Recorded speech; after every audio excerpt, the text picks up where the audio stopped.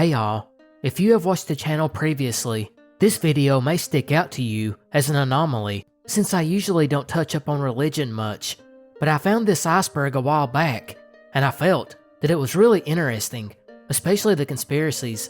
Before I get to that though, I have to start with the disclaimer that I am not Catholic, so I feel like this might give me a less biased view since I was not brought up in a Catholic home. Speaking of, I have to also point out that we have to be careful in thinking the Catholic faith is the only religion with problems, as you could just as easily make an iceberg for Protestant church conspiracies and controversies, and have a lot of content for it. Actually, maybe somebody will make one day, and I can cover it. Speaking of, I should give thanks now to the creator of the iceberg, Redditor Avilux Claritatis. Finally, as opposed to the other series, this will not be deep dives on every subject. Instead, it will be like a summarized version of the topic at hand, especially for the well-known topics of Layer 1, because like most icebergs, the common stuff is on top, and it's going to be the subjects you have no doubt already heard of. So in the interest of saving time, I'm going to speed through a lot of those and get to the good stuff in the lower layers.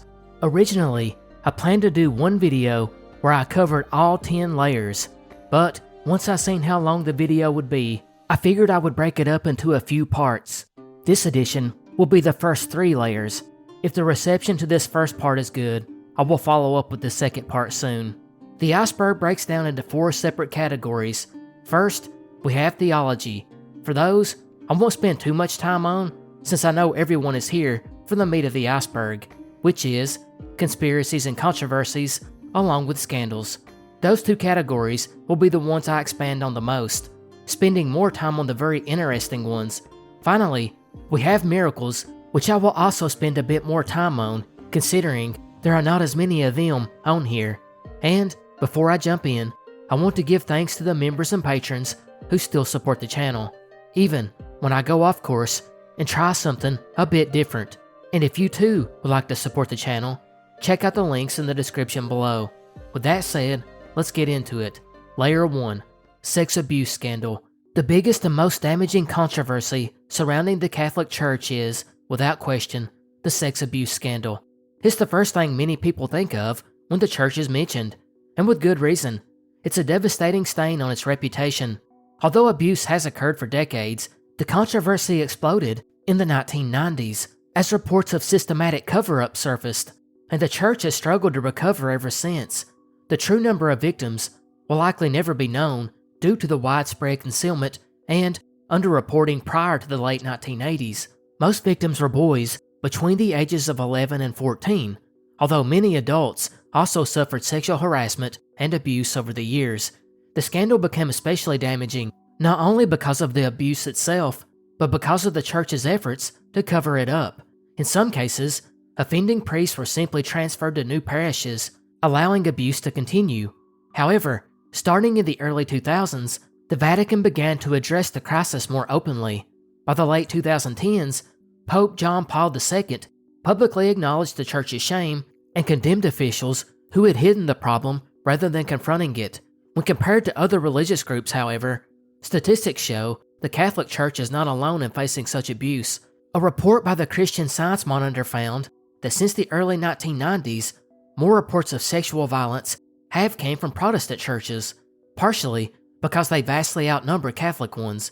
The 2019 Southern Baptist Church report revealed nearly 400 clergy accused of sexual misconduct against over 700 victims between 1998 and 2019, with many offenders quietly moved to new congregations.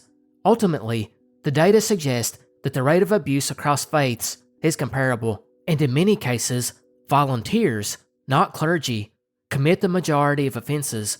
Even beyond religion, similar abuse rates appear in schools, sports organizations, and other community settings. This points to a broader societal issue, one that extends far beyond any single church or denomination. Nun abuse. Lost in the whole aforementioned abuse scandal is abuse perpetrated by nuns, which is far higher than one might guess.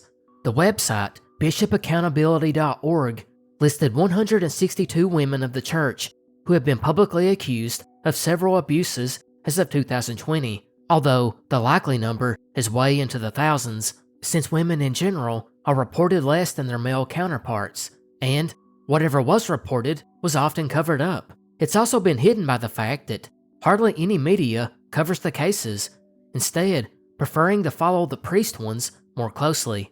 The victims were often young girls who were in a subordinate role, like a student. However, there have also been reports of young male students being abused. In those cases, pre-2000, the church would downplay it or outright dismiss the claims. Mother Teresa controversies. Mother Teresa is one of the most recognized and admired figures of the 20th century, known for her deep compassion and charitable work. She founded the Missionaries of Charity, a religious institute whose members take vows of chastity, poverty, obedience, and service to, quote, the poorest of the poor. Her order provided free care to society's most vulnerable, refugees, the mentally ill, abandoned children, and people with AIDS. Regardless of their faith, these efforts earned her worldwide respect and ultimately led to her canonization as Saint Teresa of Calcutta in 2016. However, despite her saintly reputation, Mother Teresa was not without controversy. Many critics have questioned the conditions within her facilities, claiming that her clinics received millions in donations but offered inadequate care. Research by Professor Serge Lerivet of the University of Montreal argued that her image as a selfless humanitarian was largely a myth shaped by the Catholic Church's public relations department. His findings alleged that her mission suffered from poor hygiene, lack of proper medical treatment, and little access to pain relief, while patients were encouraged to, quote, suffer like Christ. Meanwhile, Mother Teresa herself reportedly received top-tier medical care when she was ill. Other critics have also accused the organization of mismanaging donations, suggesting that large sums were stored in secret bank accounts instead of being used to improve the conditions for the sick. Some also pointed to the limited practical aid the Missionaries of Charity provided in disaster situations, focusing instead on offering prayers rather than tangible relief. Still, in Mother Teresa's defense, the mission's facilities were never intended to be the hospitals that cured patients. They functioned more as hospices, places of shelter and dignity for those with terminal illnesses who had nowhere else to go. Those with a chance of recovery were sent to actual hospitals. Like many historical figures, Mother Teresa remains complex, celebrated for her compassion, yet scrutinized for the methods and philosophies behind her mission. Crusades. Again, this is another one you are no doubt familiar with. The Crusades were a set of religiously themed military campaigns between Western European Christians and Middle East Islamic powers, often carried out at the behest of the Pope. They took place between the 11th century and up until the late 13th century. The very first one started in 1096 and was a direct response to the Pope's plea to help Byzantium, who had lost a lot of the empire to the Seljuks, a powerful Muslim dynasty. This war ended successfully in the capture of Jerusalem, which would eventually be taken back though, and another crusade was then launched, this time a failure, followed by the Third Crusade, which still failed to recapture Jerusalem. Interestingly, it's the Fourth Crusade that was the major turning point in history, because once the Europeans were caught upon again in 1202, instead of fighting off the Muslim invasion, they instead sacked the great capital of Alexandria, which weakened Byzantium, and the Eastern Roman Empire would fall 200 years later. After this, there were several much smaller crusades that never really amounted to anything, although the Christians did eventually retake the Islamic parts of Spain. Spanish Inquisition. You could say it was expected.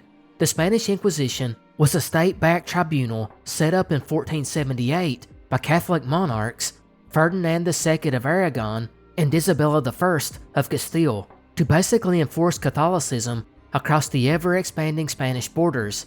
It was mainly set up to target former converts from Judaism and Islam, whom they long suspected of practicing their old faiths, along with the so-called heretics, or basically anyone who went against the church's teaching.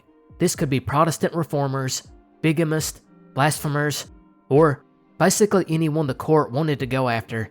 The Inquisition mostly used courts to try these types of cases, although sometimes it was done with secret procedures.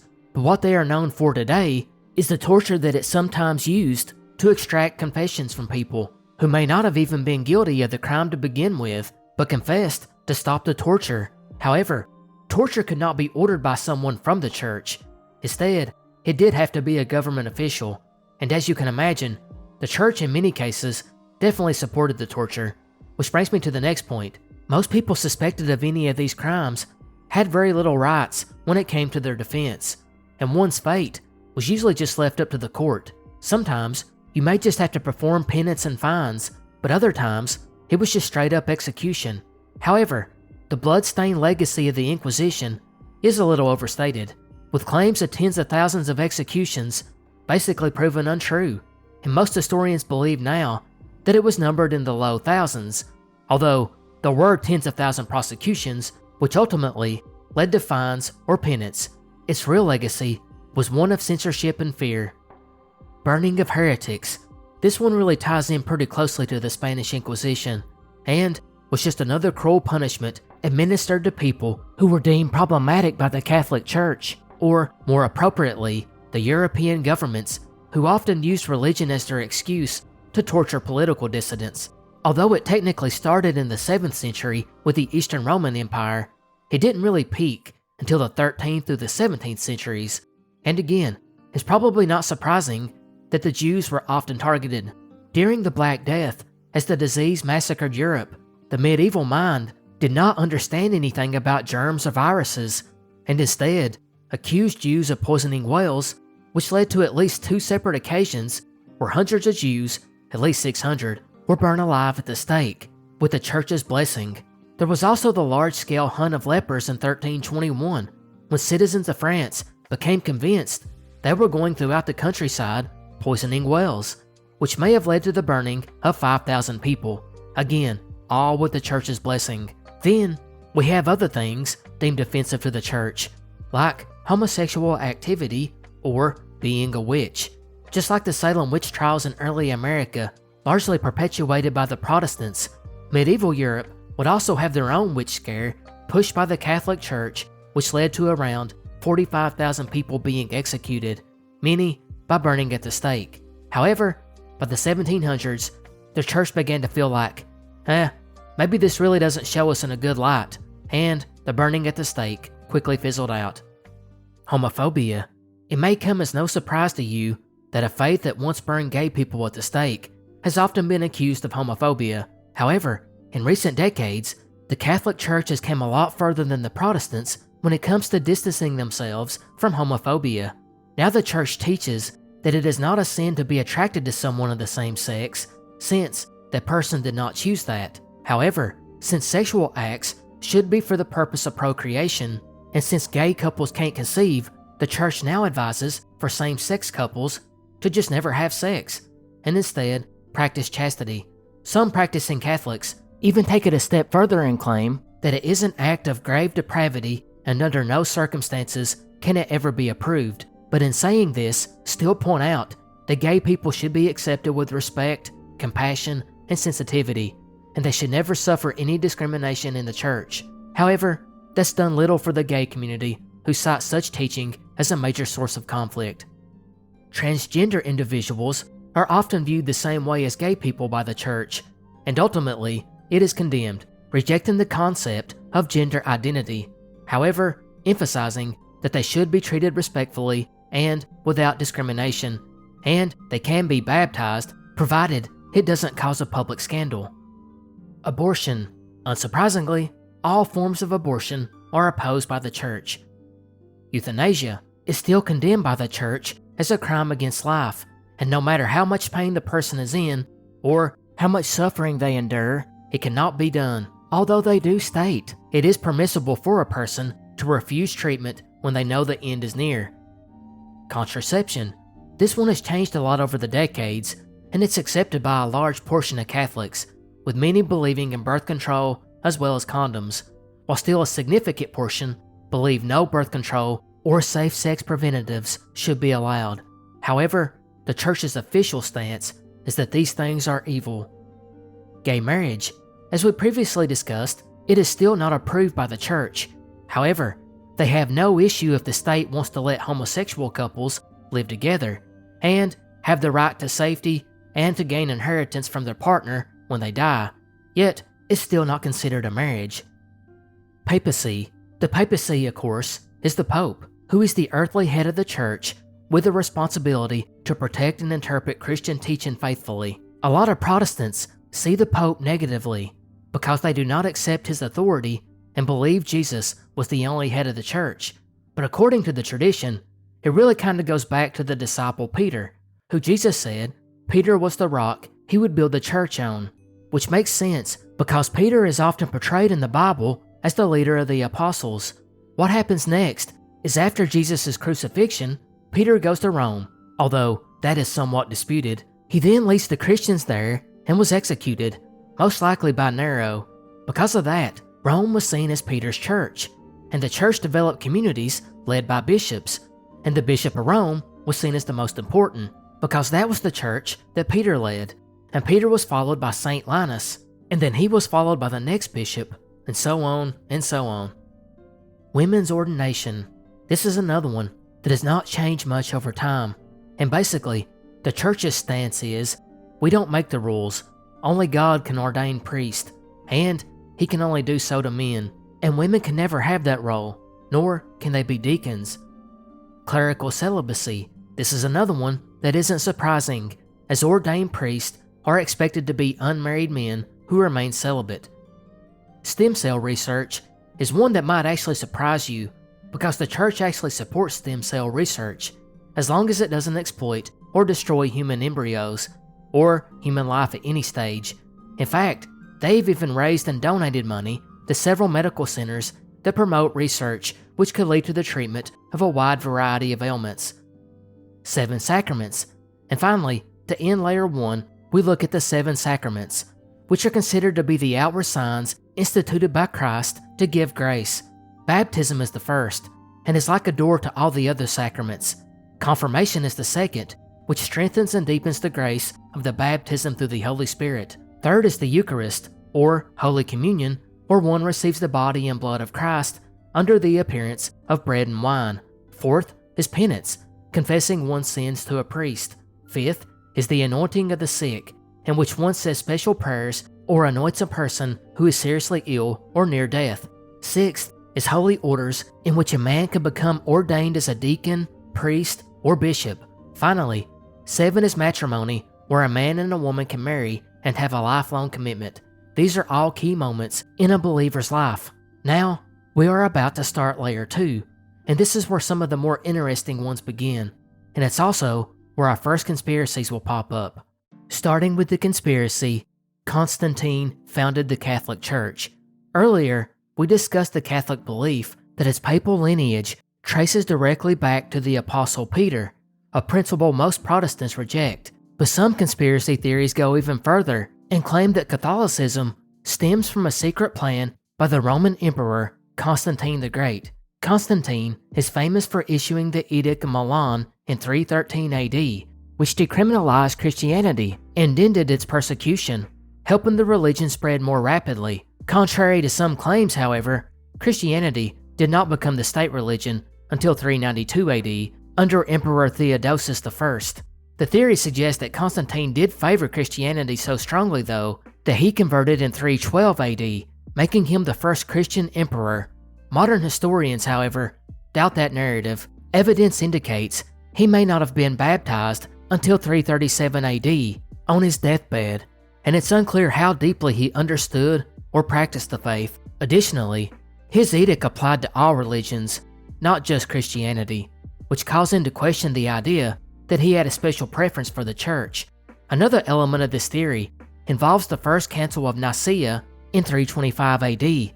Conspiracy theorists argue that Constantine convened it to control Christian doctrine and promote the church, including the building of the Church of the Holy Sepulchre near the alleged tomb of Jesus. In reality, the council primarily addressed theological disputes, and the church's construction was a separate initiative.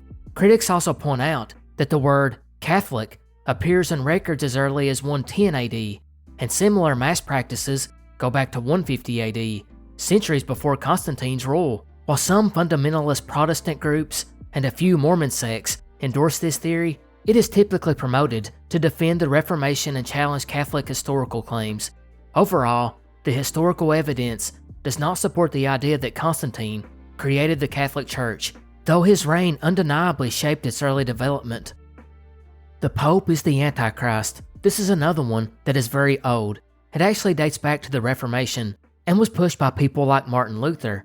He was leaving the Catholic Church at the time and needed a bigger excuse than corruption to exit and keep face.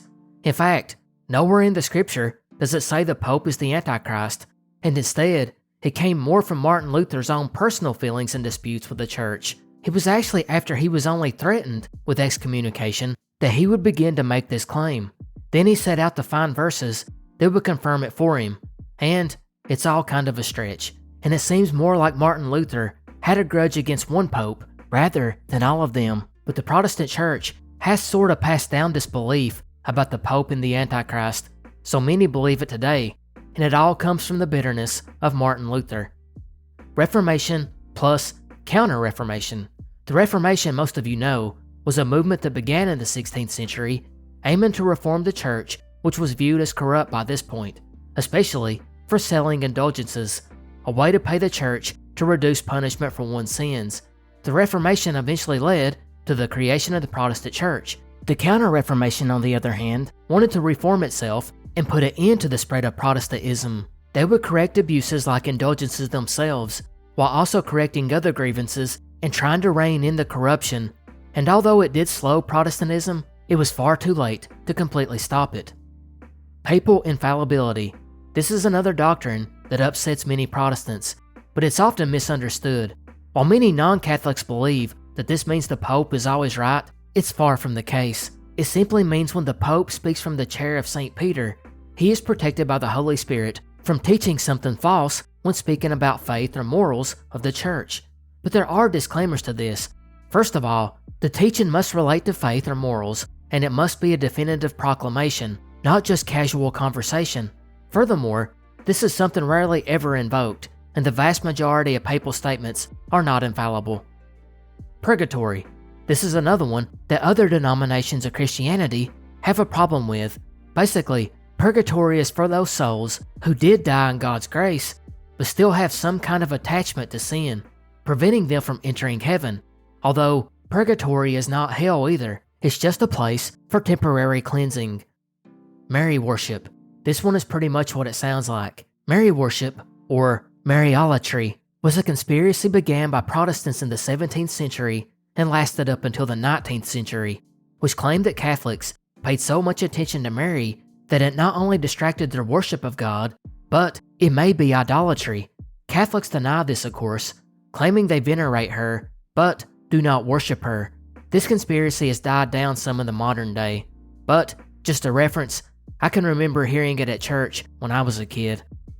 Divorce versus annulment. This is another one well known, and it basically states that divorce is not possible in the eyes of the church, even if the dissolution of a marriage is recognized by the state. It holds no bearing on the church, as you are always considered married sacramentally, and thus cannot be remarried and will always be viewed as in a state of adultery if you remarry.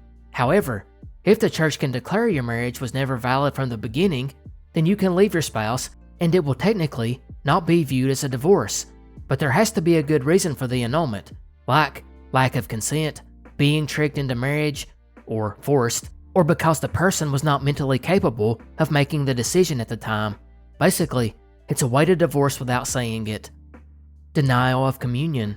Communion, as we previously covered, is one of the key sacraments of Catholicism, and it's largely known as Holy Communion, in which Christians eat bread referred to as Christ's body and drink wine referred to as Christ's blood. Now, for this to happen, a priest physically gives the bread and wine to the person receiving communion, which has led to some instances where Catholic bishops have refused to give communion to Catholic politicians who support abortion rights. There have even been cases where they have threatened to have the person excommunicated. Big Bang hypothesized by Catholic priests. This is one of the more interesting factoids that a lot of people don't know, and that is George Lamet, the man who came up with the Big Bang Theory, was actually a Catholic priest. Pope Alexander VI scandals. Pope Alexander VI is often regarded as one of the most, if not most scandal-ridden popes in history. His papacy was from 1492 to 1503, and he was constantly involved with some kind of shenanigans. First of all, he was known for his nepotism, like making his son a cardinal and later a military leader, while his daughter was married off 3 separate times to secure political alliances and expand his family influence across Italy. He also fathered several children, at least 7, with several different mistresses, even hiring prostitutes and having sex parties. One party, he hired 50 prostitutes and had a competition with some of the men from his inner circle, I assume, to see how many they could sleep with. Next was the lavish lifestyle and insane amount of corruption that he oversaw.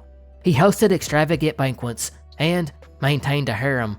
Speaking of the corruption, it was all through bribery of cardinals that he was even elected pope to begin with.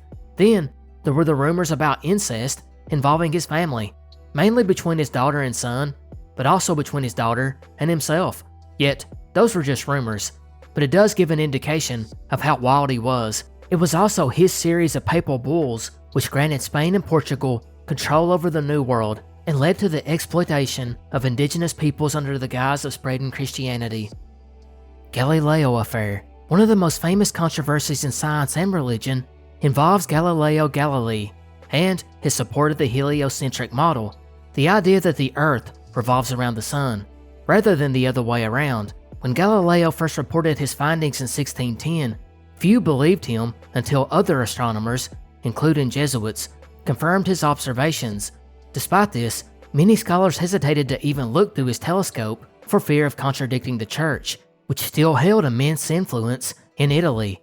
The Church officially became involved in 1615 to 1616, seeing Galileo's claims as contradictory to Scripture. Dominican friar Tommaso Caccini publicly denounced him and other mathematicians, and a letter Galileo had written to a friend which challenged biblical authority and would ultimately draw the Church's attention. Galileo went to Rome to defend himself, and initially, the Church allowed him to discuss the heliocentric theory as long as it was presented as a theory, not established fact. His books were banned, and in 1616, he was ordered to stop teaching the theory publicly. Pope Gregory XV's death and the succession of Pope Urban VIII initially offered Galileo some favor. However, in 1632, he published a book dramatizing a debate between 2 scholars, one supporting heliocentrism and the other geocentrism. The problem arose when Galileo portrayed the geocentric scholar, whose arguments echoed those of Pope Urban VIII, as a fool. This perceived slight led to his trial, house arrest for life, and the banning of his works. Interestingly, the Church's opposition was less about science itself and more about Galileo's perceived challenge to authority and the Pope's position. It took centuries for the Church to formally vindicate Galileo, with apologies and acknowledgments of his scientific contributions coming as recently as the early 2000s. Many historians now note that, at the time, the Church's actions were considered a rational decision given the context and prevailing attitudes. Catholic Church drove colonialism. Colonialism and the Catholic Church were deeply intertwined, particularly in the context of Spanish and Portuguese expansion. The Church's involvement began as early as the mid-1300s with the conquest of the Canary Islands, where Spanish missions were established to convert the local population to Christianity. When the Portuguese attempted to invade the islands in 1434, they were repelled, but later plundered Spanish missions and enslaved some of the indigenous people. The Spanish appealed to the Pope, who ordered that any converts be freed, marking one of the earliest intersections of Catholicism and colonial expansion.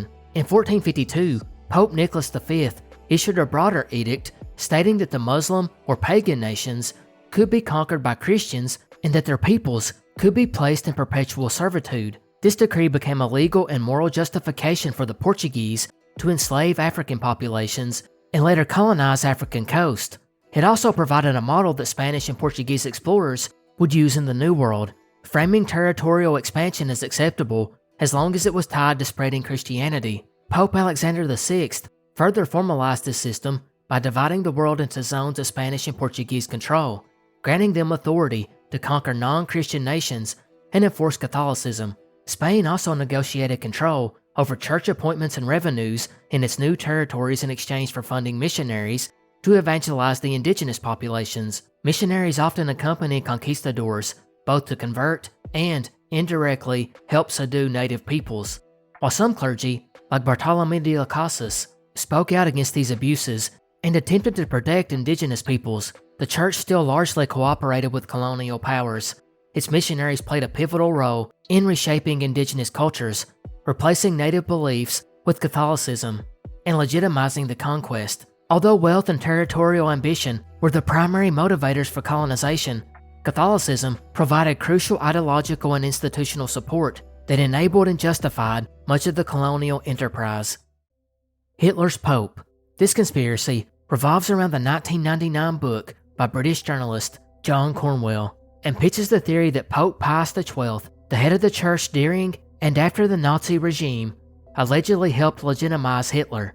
The origins of this theory can actually be traced back further to 1933, when the Vatican and Nazi Germany signed a treaty, which essentially guaranteed the rights of the church in Germany, so long as they swore loyalty to the government and didn't participate in politics. The Nazis soon went back on their word and restricted much of what the church could do. Now this is important, because this treaty was negotiated by the Cardinal Secretary of the State, Eugenio Pacelli, who would later become Pope Pius XII. Now while this seems like it could have just been making the best of a bad situation, Cornwell took the theory further. After getting access to the Vatican archives, he claimed he was shocked to find that Pacelli's career was one obsessed with the pursuit of power at any cost.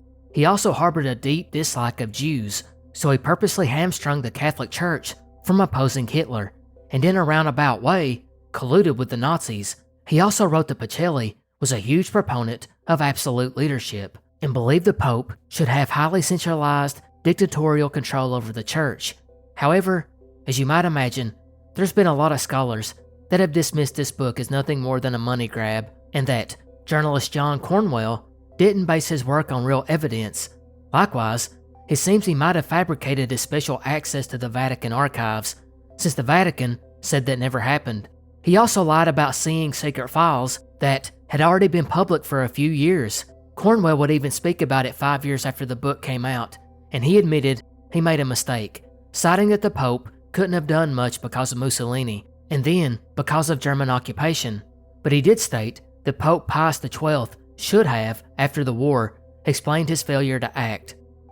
Next, Hitler was Catholic. As we have seen so far, Catholicism has had its fair share of controversies, but there may be no worse than the ones that are beyond their control. And that's what we have here, and that is, Adolf Hitler was raised in the church. His mom was a practicing Catholic and had Hitler baptized at the church, and then he was confirmed at 15 years old in 1904. Those facts are indisputable, but does that mean Hitler was a lifelong practicing Catholic? No. In fact, there is a lot of evidence which outright dismisses the claim, or at least he seems like a lot of people whose opinion about faith changes over time. Now it is true during his rise to power, he would promote traditional Christian ideals, but this was probably for political reasons. There were also other hints, like witnesses who stated at Hitler's confirmation he acted like he was repulsed by the whole ordeal, or that he thought it was ludicrous. There was also the fact that after he left home at 18, he never attended Mass again, or received the sacraments. By the time he reached his early 40s, he had declared himself not a Catholic or Protestant, but a German Christian, which were by the definition Protestant. More specifically, that sect of Christianity rejected the Jewish elements of the Old Testament. He also thought very highly of Martin Luther, and the Nazi regime had actually moved to eliminate Catholic political ties and routinely permitted persecutions of the Catholic Church. Historians today argue that had the Nazis succeeded in their war, they would have most likely done away with Christianity altogether, or at the very least, intertwined it so much with the Nazi government that it would have been indistinguishable. So with this, it's almost certain that Hitler was not a believer in the faith and may have despised Catholicism, but it has been argued that his youth spent in the church led to his anti-Semitic beliefs. Vatican Bank is hopelessly corrupted. This is another controversy which basically alleges the Vatican Bank, since its inception, up until now, is 100% corrupted. As recent as 2021, the largest Vatican criminal trial in history began, and it involved 10 defendants accused of fraud, embezzlement, and nepotism. The trial came after Pope Francis made bank reforms one of his top agendas. This agenda, however, had its own problems, mainly stemming from the internal conflicts and raids carried out that were compromised beforehand. There was also the issue that some of the suspected guilty parties were protected by the Pope himself. All in all, it's a problem that seems like it will never go away. Residential school abuse scandal, one of the darkest stains on Catholic history. Canada's past with its indigenous peoples is deeply scarred by the legacy of the residential school system, a policy that the Catholic Church played a major role in. The system originated in the 19th century when tensions with the United States eased and Canadian settlers began expanding into indigenous lands. With peace on the horizon, the Canadian government no longer viewed indigenous alliances as necessary and instead saw indigenous peoples as obstacles to national growth. Their solution was a policy of assimilation, which aimed to civilize indigenous children by removing them from their families and communities. By the late 1800s, this policy took form through residential schools, institutions designed to erase indigenous identity and culture. The government funded and maintained the schools, but most were run by the churches, with the Catholic Church operating the majority. These institutions were largely unsupervised, giving church officials near total control over what the children were taught and how they were treated. The goal, as one historian put it, was to kill the Indian within the child, forcing them to abandon their languages, traditions, and spirituality in favor of European Christian norms. Conditions in many of these schools were appalling. Children caught speaking their native languages or practicing traditional beliefs were often beaten or humiliated.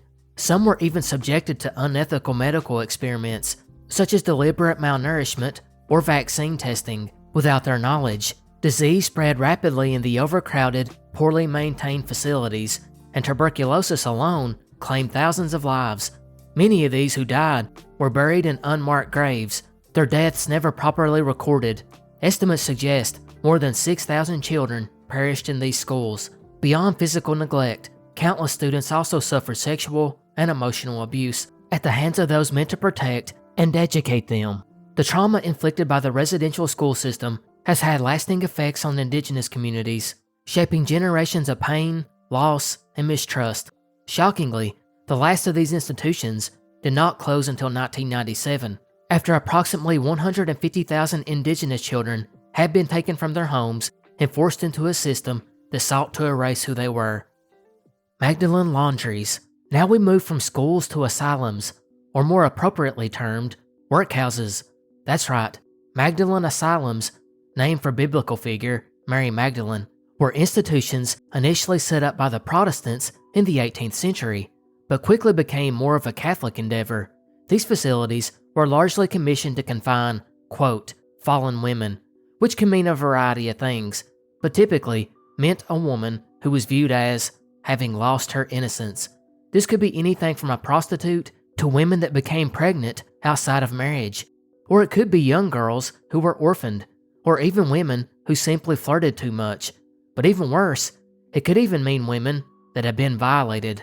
Now, although these were called asylums, they were also known by the name Magdalene laundries, because the main labor going on here was that of a laundromat, where redemption came from lace making and needlework. Now, the most egregious of these, and the one that leads to this controversy, were the laundries operating in Ireland, because over time, these workhouses, which were already just a form of slave labor ran by the church, became prison-like. Actually, some scholars have argued that the conditions in these laundries were worse than that of a prison. They were forcefully taken in, had their heads shaved, uniformed and restricted to only bread and water. Little talking was allowed, and the women were forced into solitary confinement, and corporal punishment was invoked as beatings were handed out regularly. Cruelly, the women lost their names and had to go by numbers instead. They worked long hours in pretty harsh conditions with no pay, and the women were often forced to eat off the floor. And on the chance that a woman did give birth, her kid was immediately taken and put up for adoption. Well, at least, that was the hope. But in 2014, another scandal of its own would take place when it was revealed one of these workhouses had the remains of close to 800 babies found in the septic tank, while another workhouse cemetery found over 150 buried remains, with only 75 death certificates. In addition, there were 133 unmarked graves. Now, insane as all that is, it took until 1996 before the very last one of these were closed, and in total, 300,000 women passed through at one time or another. But due to lack of records, we'll never know the real number, or even how many died in the harsh conditions. Maybe most infuriating of all, once the government of Ireland apologized for their part and made payments to the families of the victims, the 4 religious congregations that had been running the laundries refused to give one dime over. Oh, and if you're wondering, the goal of all this was to curb prostitution, and it never worked. Vata leaks. In 2012, the Catholic Church was rocked by a major scandal known as Vata leaks, involving the leak of private letters and memoranda that became international news after journalist John Luigi Nozzi published a book in May. Among the documents were letters from the Italian Archbishop Carlo Vigano to the Pope and the Secretary of the State, in which he complained of financial corruption in the Vatican and alleged a campaign of defamation against him for acting as the whistleblower. The leaks exposed deep divisions and rivalries within the church, including threats made against Pope Benedict XVI, whose leadership was already unpopular due to his removal of around 50 priests for abuse. The Vatican bank chief had also been fired after attempting anti-corruption reforms, revealing that a small group of businesses controlled many Vatican contracts, often overcharging and enabling money laundering. Further scrutiny showed that the Vatican had refused to cooperate with Italian magistrates investigating these matters. Media coverage highlighted that the leaks painted a picture of a church struggling between its moral mission and the pursuit of wealth and power. The source of the leaks was eventually traced back to the Pope's butler, Paolo Gabrielli, who was found with documents in his apartment in 2006 and promptly arrested. While he was sentenced to 18 months in prison, it's widely believed he did not act alone. The scandal damaged Pope Benedict XVI's credibility and contributed to his historic resignation in 2013, the first papal retirement in nearly 600 years. Da Vinci Code. This one I won't even go into because this movie was so bad, but it's based on the book, which is one of the best-selling novels of all time, and it's essentially alternative religious history, which suggests that Jesus and Mary Magdalene had a child together and that the Merovingian kings of France were descended from that bloodline. I think the conspiracy is supposed to be this was all legit and not a fictional novel. Pets don't go to heaven. That's right. Although many people strongly believe they will be united with their furry little loved one, the official stance of the church dismisses these thoughts, citing that God's presence alone is sufficient for happiness, although I know all of my dogs made it to heaven. Layer 3. Catholic Bible Canon. Amongst the many differences in the Catholic and Protestant Church, one that is seemingly overlooked is the number of books in the Bible. That's right, in the Catholic Bible, there are 73 books, while in the Protestant Bible, there are 66. But what caused the difference? And what are the 7 extra missing books? Before we get to that, let's look at how they were chosen. That actually came about in 367 AD when St. Athanasius, the highest-ranking bishop of Alexandria, and considered to be the wisest theologian of the time period, suggested 73 inspirational and sacred texts. These would be approved years later by Pope Damasus I and was then ratified by 2 separate councils. The Bible would then be reviewed over the next 1,000 years, and there were never any changes made, as several different councils approved of the listing. So how did they get removed? Well, we have to go back to Martin Luther again, who basically stated the books didn't go along with his beliefs and he wanted them gone. Plus, he would be kind of stupid to reform and create a whole new sect that basically had the same reading material. For this reason, he removed Tobit, Judith, 1 and 2 of Maccabees, Wisdom, Sirach, and Baruch. In addition, he wanted to remove the book of James, Hebrews, Jude, and Revelation, but was talked into keeping them in, or changed his mind. But is there anything important missing from these 7 books? Well, there are a few things, like 2 Maccabees 12 says you should pray for the dead, which is the basis for purgatory. 2 Maccabees 6 does confirm that God punishes nations. 2 Maccabees 2 says that the Ark of the Covenant was hidden in a cave on Mount Nebo and then sealed. 2 Maccabees 15 states, the saints in heaven pray for people on earth, while Sirach 38 says, doctors and medicine are a part of God's providence. Healing is not only spiritual, but God works through natural means as well, as doctors are the instruments of God. Catholic Church keeps Bible from laity. I'm sure most of you have heard stories from history where the church would ban books, or even pressure governments to do so. But did you know the church has at times restricted access to the Bible itself? That's right. There were periods in history when church authorities believed it was better for them to explain what the Bible meant rather than allowing everyday people to interpret it on their own. One early example comes from Pope Gregory VII in 1080, who banned certain translations of the Bible, citing poor quality translations and political concerns as the reason. Later, Pope Innocent III expressed worry over secret groups meeting to discuss the Bible's teachings, leading to further restrictions, though reading the Bible privately was still allowed. During the 14th and 15th centuries, bans on Bible translations spread across Europe, with church leaders fearing that unauthorized versions could lead to heresy or misinterpretation. While the restrictions eventually eased, the issue resurfaced in the 19th century, when the church officially warned that inexperienced readers could misunderstand the text and thereby undermine the church's authority in teaching doctrine. Today, of course, things are very different. With widespread literacy, open access to information, and the Bible available in nearly every language and format, it would be virtually impossible and unthinkable for such a ban to exist again. Transubstantiation. Remember when we discussed the Eucharist, the sacrament where one eats bread and drinks wine as a symbol of receiving Christ's blood and body? Well, transubstantiation is the belief that this is not symbolic, but instead, by your faith, Jesus is really present during the act. Eucharistic miracles. Hey guys, we finally reached our first miracle. We just finished talking about the Eucharist, one of the most fascinating sacraments in the Catholic faith. And as we found out, believers are taught that the bread and wine truly come from the body and blood of Christ through transubstantiation. But what's even more intriguing are the countless reports of Eucharistic miracles, strange unexplained events said to confirm this divine transformation.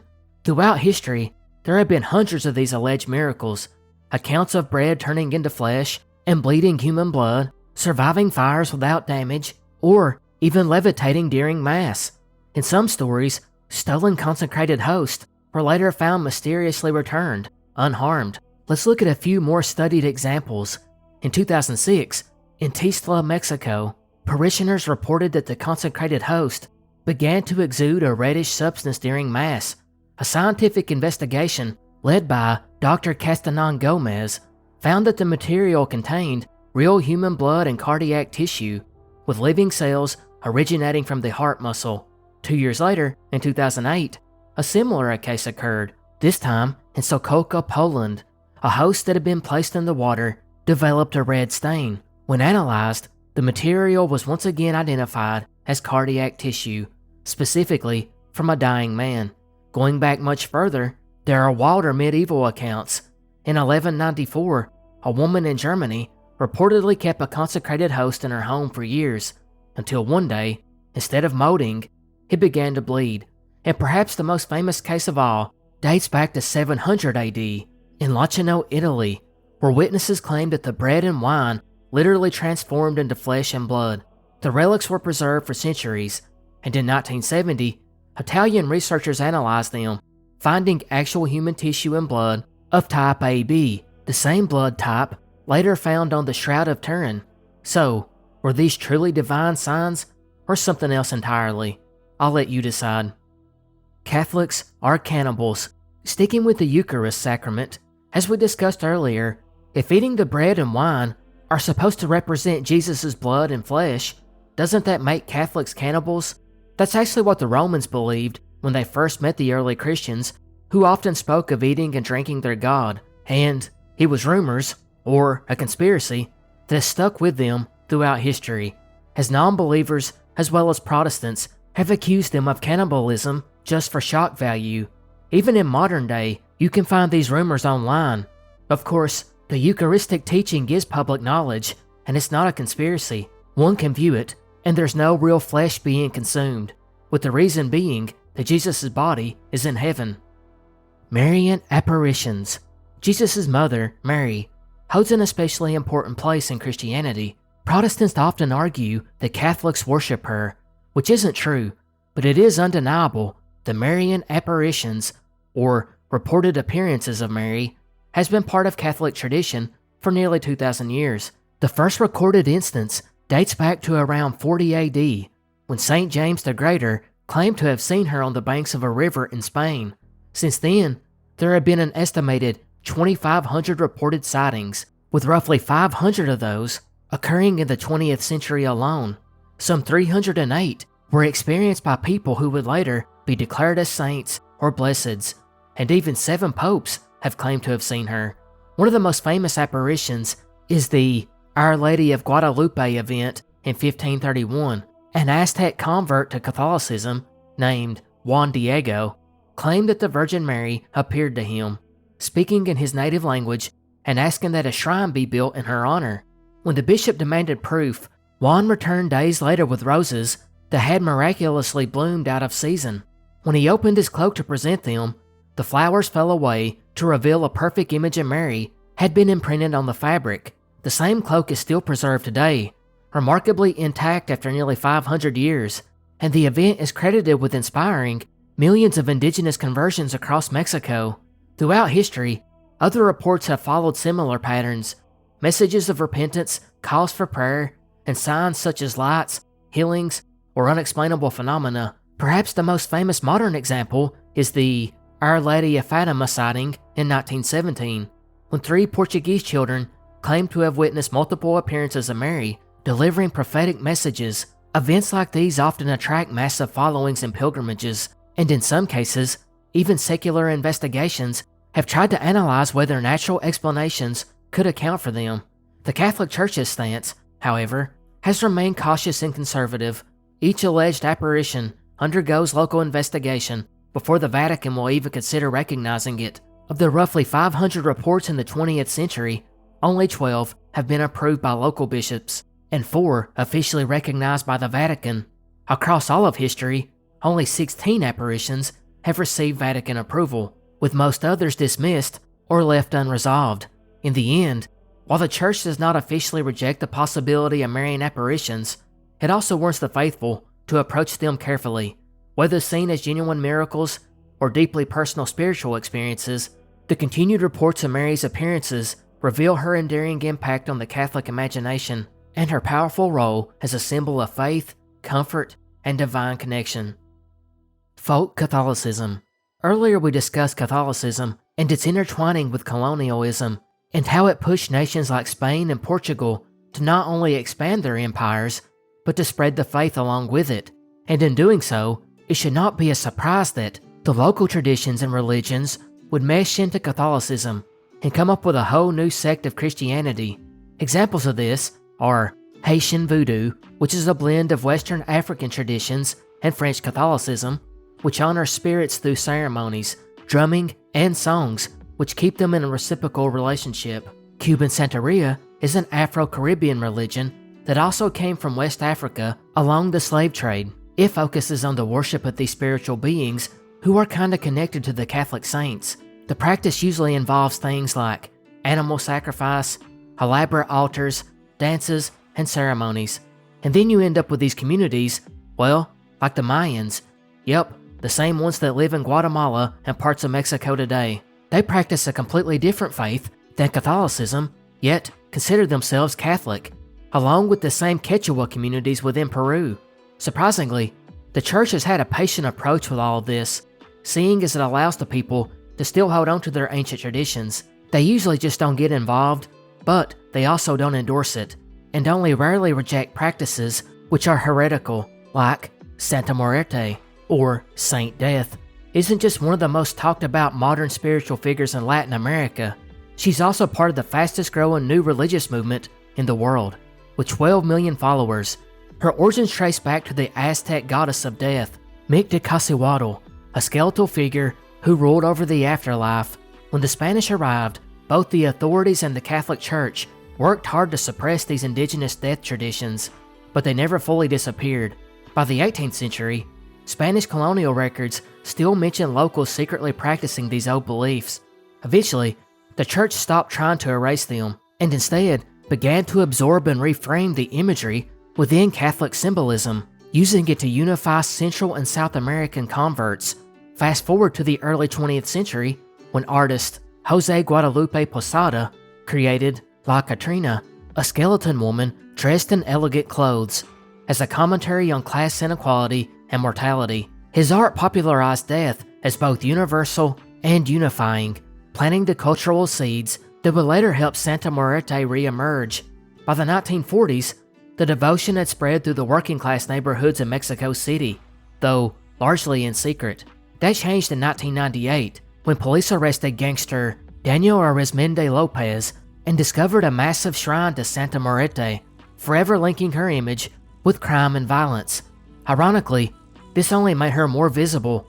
By the early 2000s, public worship exploded as people began to report miracles attributed to her, especially during times of illness, hardship, and even the COVID-19 pandemic, when she was invoked for protection and healing. Followers see Santa Muerte as the personification of death, but also as a protector and healer, granting blessings for love, money, and safe passage to the afterlife. Her appeal is especially strong among the marginalized, sex workers, street vendors, cartel members, and even the police and soldiers, people living close to danger and death. She has also become a symbol of acceptance for many in the LGBT community, as her faith offers no judgment or exclusion. While some devotees remain Catholic, others have formed independent Santa Muerte churches, completely separate from Catholicism. Both the Catholic and Protestant churches have condemned her worship. Even the Mexican government has taken action, bulldozing shrines and labeling the movement as tied to drug culture. Still, despite opposition from both church and state, Santa Muerte's following continues to grow, proving that death, paradoxically, remains one of the most powerful forces of life and faith. Filioque. Sometimes, it only takes one word to completely divide a religion. In this example, filioque, a Latin word meaning "and the Son," refers to a phrase added to the Nicene Creed in Western Christianity. The creed had a phrase that said, quote, "We believe in the Holy Spirit, who proceeds from the Father." However, by the late 6th century, some Latin churches added the words, "and from the Son," or filioque, and because of this, there's been a huge long-running dispute between Western Christianity Catholics and the Orthodox Christians of the East on which way is right, with the West believing the Holy Spirit proceeds from both the Father and Son, while the East claims that it only comes from the Father. Great Schism. Another controversy I'm sure you are aware of. It's when the church would divide into two separate branches, divided by East and West, with one side taking Byzantium and the Slavic nations, while everything else remained in Western Europe. The main causes for the dispute was filioque, which we just discussed, the use of leavened or unleavened bread, the disputes over if one should destroy religious images and monuments, the coronation of Charlemagne, the Pope's claim to universal jurisdiction, and whether or not priests had to be celibate. There were other differences too, like in the East, every bishop was seen as the successor to St. Peter in his own church, while in the West, the church was seen as the worldwide organism with one central leader. However, it was more nuanced than this. There was a lot of political reasons as well, since the church was tied in to the geopolitics of the era, and there was a deep divide for years already between the East and West. There has been an effort in recent years to reunite the churches, but it hasn't gotten very far. Avignon Papacy. The Avignon Papacy is a small period of time in the church between 1309 and 1376 that the Pope would reside in Avignon, France, rather than Rome.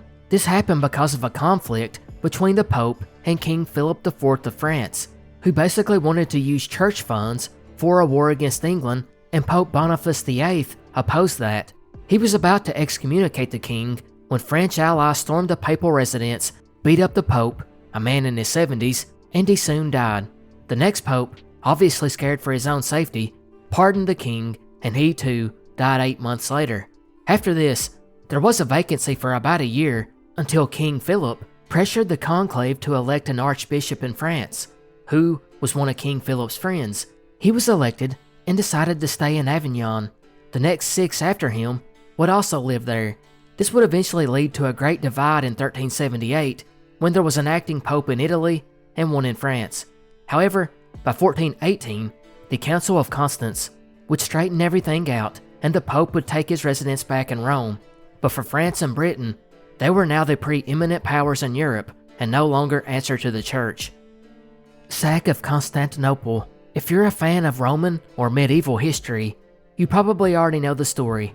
The sack of Constantinople in 1204 is one of the darkest moments in Christian history. It all began with the Fourth Crusade, launched in 1202 to reclaim Jerusalem and other lands under Muslim control. The Byzantine Empire, still Christian at this time, was supposed to be an ally, yet somehow the Crusaders ended up attacking and destroying Constantinople, the very heart of Eastern Christianity. It was, as some say, the ultimate betrayal. The chain of events started when the Crusaders contracted the Venetians to build ships to transport them to the Holy Land. When they couldn't afford to pay, the Venetians offered them a deal: attack the Christian city of Zara in modern Croatia, which was under Venetian control, to make up the debt. Around the same time, the exiled Byzantine prince, Alexios IV Angelos, approached the Crusaders, promising money and military support if they helped him reclaim his throne from his uncle Alexios III. The Crusaders agreed and successfully reinstated him, but the people of Constantinople despised both their new emperor and their Western allies. Riots broke out, and the city turned against Alexios IV, who was soon overthrown and executed by a rival, Alexio Doukas. The new emperor tried to negotiate with the Crusaders, hoping they would leave peacefully. Instead, they saw his refusal to pay as treachery and began preparing for siege. In April 1204, they stormed the city. What followed was 3 days of unimaginable destruction. Churches were looted, priceless relics were stolen, thousands of civilians were slaughtered, and countless ancient Roman artifacts were destroyed or melted down. The Byzantine Empire never recovered from the sacking. Its political and economic power crumbled, and just a few centuries later, it fell completely to the Ottoman Empire. The event also deepened the divide between the Catholic and Eastern Orthodox churches, a wound that still lingers in some circles today. More than 800 years later, Pope John Paul II formally apologized to the Greek Orthodox Church, acknowledging the tragedy as a moment when Christians turned against fellow Christians. But the damage done in 1204 forever changed the course of both Christian unity and world history. Prisoner in the Vatican. This refers to a period in the Church's history when Italy was feeling a strong sense of nationalism and was well on their way to unifying the entire peninsula. Between the years 1870 and February 1929, the course was set, and it was unstoppable. Italy would be one. Now it's this time, though, that the Catholic Church was more than just the Vatican. It took up about a quarter of Italy. So for the people in charge, how do you unify without upsetting one of the world's largest religions? That was easy. After the Italian army captured Rome in 1870, they would send a simple offer to the Pope. How about you run a small city-state on Vatican Hill, and Italy will exist around you? Well, Pope Pius IX didn't like that idea, and he actually refused. But Italy didn't care, and they took the entire city of Rome, other than that one hill. The Pope, in protest to the order, refused to leave the Vatican for any reason whatsoever, because he didn't want to acknowledge the authority that Italy had over Rome.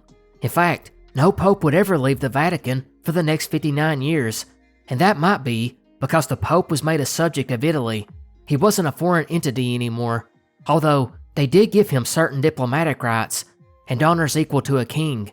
But the Church didn't like that, arguing that the Pope needed full sovereignty to prevent interference in governing the Church. However, by 1929, the Vatican City was created as a new microstate, and the Pope no longer had to stay hidden. Gunpowder Plot. Remember, the 5th of November. Gunpowder, Treason, and Plot.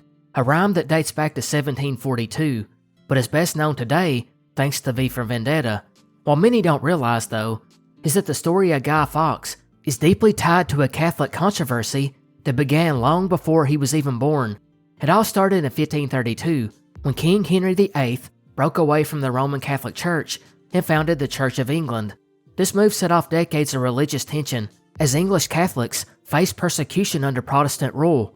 By the time James I took the throne in 1603, many hoped things would change. James, whose mother was Catholic, initially took a more tolerant stance. He promised not to persecute Catholics as long as they obeyed the law. But as Catholic plots and assassination attempts spread across Europe, suspicion grew, and by 1604, James ordered all the Catholic priests and Jesuits to leave England. That's when Robert Catesby, a devout Catholic, began planning the infamous gunpowder plot. His goal was to kill the king, his family, and Parliament in one devastating explosion, and then place Princess Elizabeth on the throne as the Catholic monarch. Guy Fawkes, a skilled soldier and explosives expert, was recruited to handle the gunpowder. The conspirators managed to rent a storage space directly beneath the House of Lords, where they hid 36 barrels of gunpowder under stacks of firewood, waiting for Parliament to open on November 5th, 1605. The plan was delayed several times due to a plague outbreak, but just before it could be carried out, an anonymous letter warned one of the king's advisors to stay away from the event. On the night of November 4th, guards searched the cellars and found Fawkes, disguised as a servant named John Johnson, guarding the stockpile of explosives. He was arrested on the spot with a lantern, slow matches, and a pocket watch, evidence of his role in the plot. Fawkes was interrogated and tortured for 2 days before finally revealing the names of his co-conspirators. Most were soon captured or killed, and those that survived were executed for treason.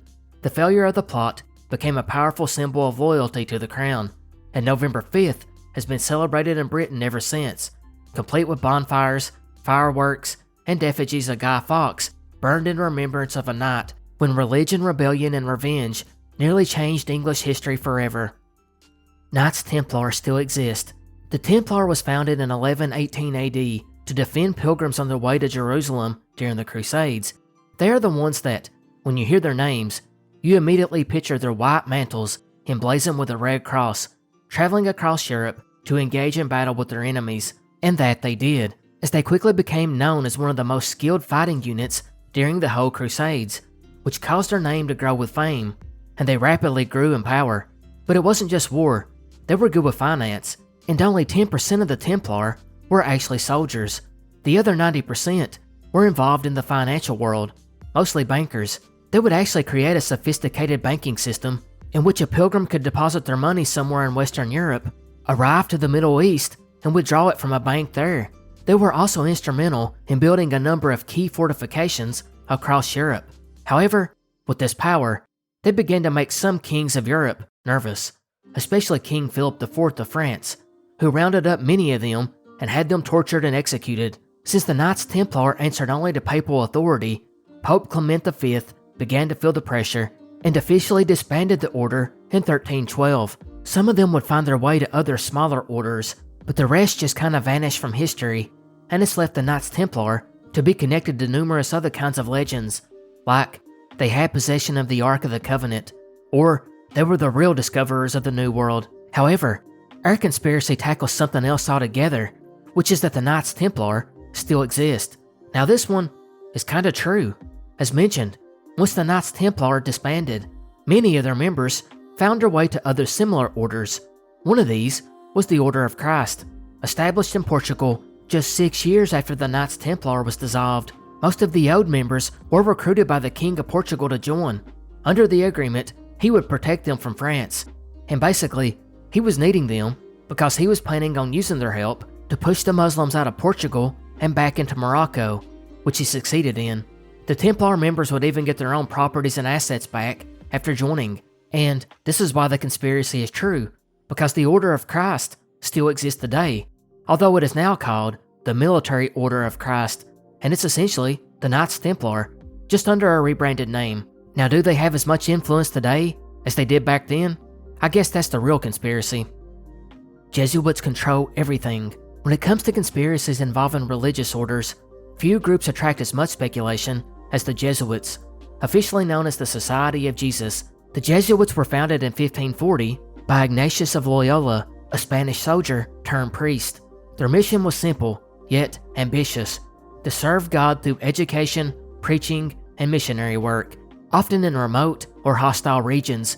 Over time, they established schools and universities all over the world, including Georgetown University, Boston College, and Loyola University. Their global presence, discipline, and intellectual influence earned them a powerful reputation, but a fair share of suspicion. It didn't take long for conspiracy theories to form. Barely a decade after their founding, rumors spread that the Jesuits were disguising themselves to infiltrate other religious and cultural groups, including Jews and Protestants, to learn their secrets and manipulate events from within. Critics painted them as spies for the Vatican, working to undermine governments and rival faiths. By the 17th century, these accusations escalated. The Jesuits were said to take a secret oath, pledging violence against heretics, Protestants, and Freemasons, even claiming they would use torture or murder to defend the church. As Catholic influence spread around the New World, so did the legends. In colonial America, some accused Jesuit missionaries of manipulating indigenous peoples into revolts or guerrilla warfare against European powers. Centuries later, new theories emerged, placing them at the center of some of history's greatest tragedies, from supposedly sinking the Titanic to eliminate banking rivals, to orchestrating the assassinations of Abraham Lincoln and JFK. Despite their sensational nature, these stories had never been supported by credible evidence. Most historians agree they stem from anti-Catholic sentiment, particularly during eras of Protestant dominance and political upheaval. In reality, the Jesuits remain one of the Church's most academically respected and globally active orders, known for teaching, research, and humanitarian work rather than shadowy manipulation. So while the image of the Jesuits as secret puppet masters makes for an intriguing tale, it's one built more on fear and myth than on fact or history. Opus Dei cult. Some conspiracy theorists have long speculated that Opus Dei operates like a cult from within the Catholic Church. Officially, Opus Dei, which means work of God in Latin, is a personal prelature, a unique institution made up of clergy and lay people under the jurisdiction of a high-ranking church official. Founded in 1928 by Spanish priest Jose Maria Escriva, its stated mission is to promote the universal call to holiness, encouraging both clergy and lay people to seek sanctity through everyday work and life. Members are meant to live out Christian values in their family, work, and community, striving not just for an ordinary life, but to actively sanctify the world. Membership is flexible. Some live within the organization in centers and take vows of celibacy, while others remain married and live independently. All members follow a structured schedule of prayer, devotion, fasting, and periods of silence, and even non-members can support the mission through prayer or donations. Yet, the secrecy surrounding the internal operations and obligations have fueled suspicion and controversy, leading some to question whether it functions more like a high-control group or cult than a standard religious organization. One of the most striking practices associated with Opus Dei is corporal mortification, a form of physical penance. Members may sleep on hardboard or wear a small spiked chain around the thigh for periods of time. Practice is meant to foster discipline and spiritual focus without causing lasting injury. Additionally, the group maintains a military-style hierarchy, emphasizing absolute obedience, and has a reputation for targeted recruitment, often focusing on prestigious or influential individuals and winning them over with affection and admiration. Critics also point to the organization's strict control over members, including monitoring correspondence, receiving members' entire salaries, and keeping membership confidential from outsiders. These factors combine to create a perception of Opus Dei as secretive and controlling, which has fueled decades of controversy and suspicion. Defenders argue that much of this criticism stems from misunderstanding or jealousy. They stress that Opus Dei's practices are voluntary, spiritually motivated, and in line with the Catholic discipline and tradition. Whether viewed as a legitimate path to holiness or a shadowy secretive cult, Opus Dei remains one of the most controversial and mysterious organizations within the Catholic Church. Vatican has biblical artifacts. This is a famous one. Basically, just like it says, the Vatican archives allegedly house many biblical artifacts. We'll go over a few. The cross Jesus was crucified on was said to have been discovered in the 4th century, and fragments were distributed across Europe. However, the largest, or most authentic pieces, are said to be hidden in the Vatican. Then you got the Holy Grail and Ark of the Covenant, which are also supposed to be there, while pieces of Noah's Ark have also been collected and hidden. Then you have the Crown of Thorns. This one is tricky because the so-called real crown of thorns is housed in Paris, but the conspiracy suggests that one's fake, and the real one is hidden in the Vatican, while some believe Jesus' whole preserved body is hidden there.